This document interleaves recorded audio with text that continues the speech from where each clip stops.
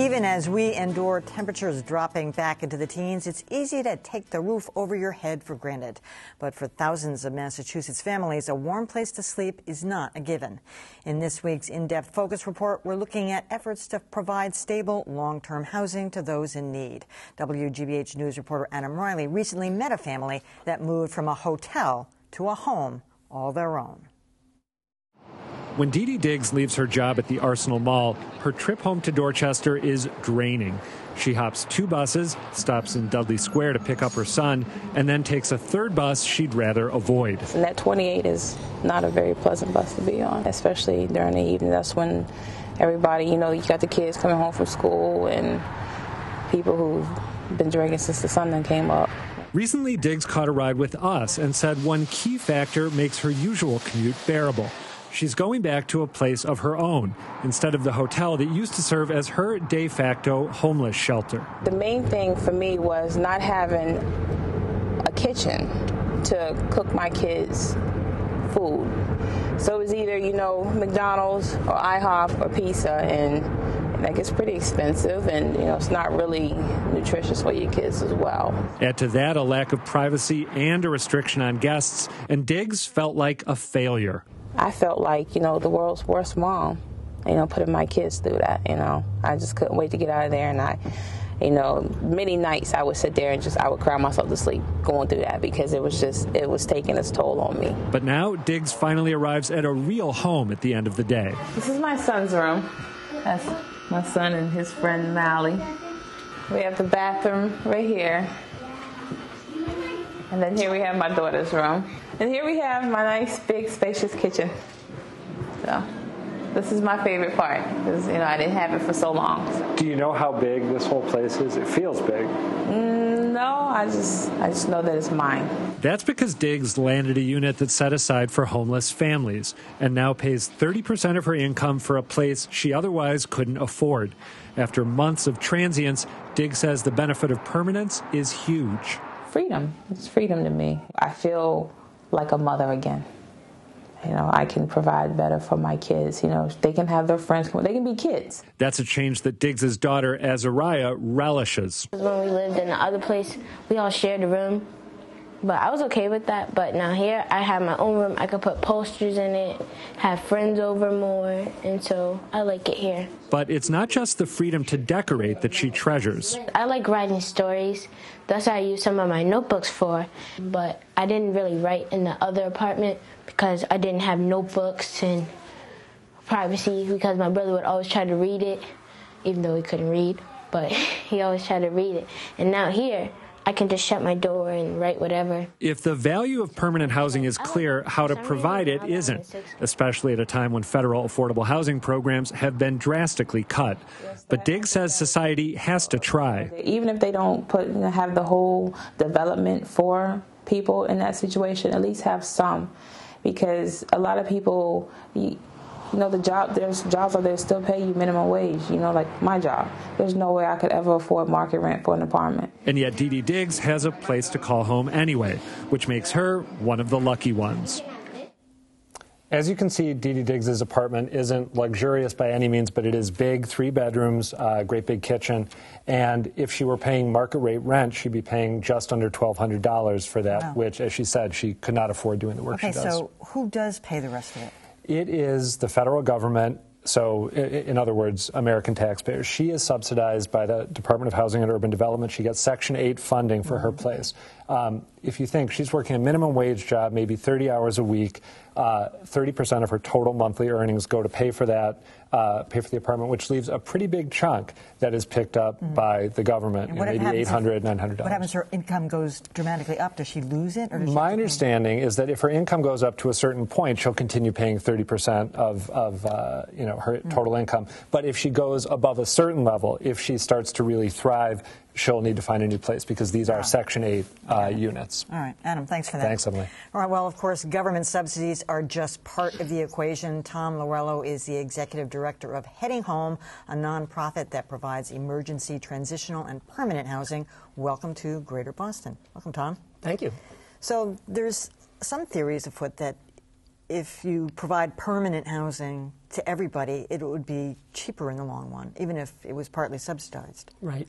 Yeah, that's if you take a system-wide view, it's cheaper. So, for example, we know that when people are homeless, they use a lot of services like medical services, for example. So they tend to use expensive emergency services such as EMT time, ambulances, overnight stays in hospitals.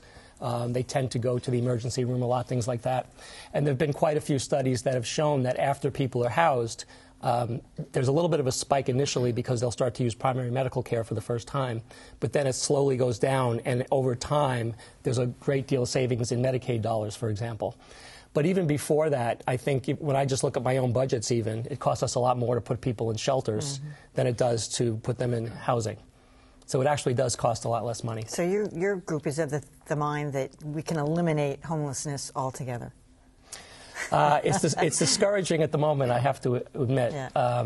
But I think that we're committed to permanent supported housing as the ultimate solution.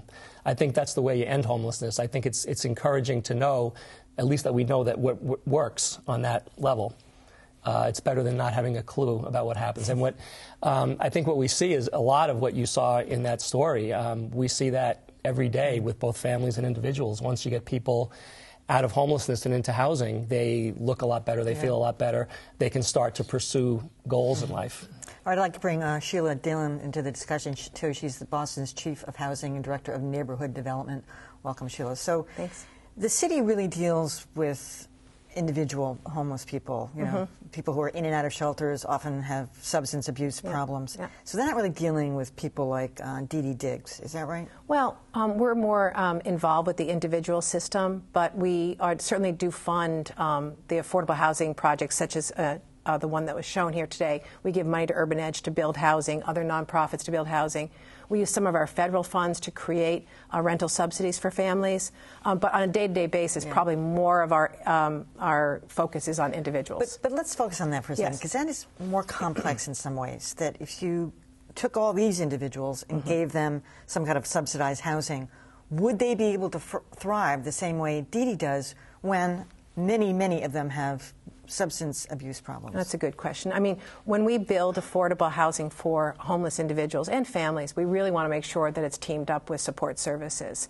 Pine Street Inn, the Planning Office of Urban Affairs, they're masters at not only doing the development, but also making sure that there's a lot of on-site services, round the clock, 24 hours. So you really have to do both to make sure that people are going to be successful. But have you ever tried putting them into this kind of housing? To, see would they cook for themselves? Would they? Sure. Well, there's, homeless individuals, there's, a whole range of disability. Some folks are just down their luck and need employment services. Some folks have substance abuse issues. So really, the services have to be tailored to the individual's needs. But I think it's really clear that people are much more likely to use those services after they're housed. That's so true. There are a lot of people who are out on the street and they cannot think about prioritizing mental health treatment or addictions treatment when they're eating out of garbage cans and sleeping in back alleys. And what we have found consistently, I'm sure people at Pine Street as well as at Heading Home, you get people into housing and after a while they start to feel more open to maybe going into detox or staying sober or participating in mental health treatment, which they're not going to do when they're on the street. We have a statistic that's, I'm sure you're very familiar with, Sheila. I mean, the rents that have gone, just the price of housing in the city of Boston, look at that, from 2003 to 2013. I mean, and the housing market in general has just gone crazy. And minimum wage doesn't keep pace. Salaries don't keep pace to this. It seems like almost a hopeless end game. It's not hopeless, but it's hard. The city's been very successful at creating affordable housing, deed-restricted, permanent affordable housing. But even the affordable housing that we're creating is having a hard time reaching homeless populations because the rents need to be so low. You really do need a rental subsidy to tie it to the physical structure. So it's hard. The federal government, as you know, has really cut back on the rental subsidies being made available. The city's been lucky in that we have other resources available to create affordable housing, but it's getting difficult. And are businesses still pitching in the way they used to be? I mean, there was all that linkage that was so big back in the 80s. Is that still working out? Absolutely. If a commercial development goes up in Boston, they have to pay into linkage. If a developer developing residential units doesn't want to do all his affordable units on site, he has to pay into the IDP pool. So the city... Inclusionary Development Pool. So the city, because it's been fairly prosperous, has been able to use, get money from the private developers to, offset some of the cuts we've had with the federal government. Mm-hmm. So you worked in the Menino administration. I did. You also worked in the Walsh administration, and Marty Walsh has been very clear about recovery services. He thinks that's going to be the solution to everything, including crime, homelessness. I mean, what are the differences there between the two administrations? Well, I think they both had a commitment to affordable housing and the homeless.